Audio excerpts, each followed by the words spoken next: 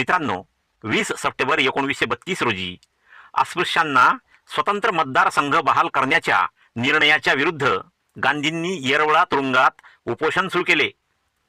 20 September 1932 रोजी doctor Babasaheb आंबेडकरांनी अस्पृश्यांच्या हक्कासंबंधी प्रतिज्ञा केली. 20 सप्टेंबर 1942 रोजी शेड्यूल कास्ट फेडरेशन या पक्षाची घटना मंजूर झाली. 20 सप्टेंबर 1944 रोजी डॉक्टर बाबासाहेब आंबेडकर दक्षिण भारताच्या दौऱ्यावर असताना त्यांना धमकी मिळूनही ते निजामाच्या हैदराबाद प्रांतात गेले.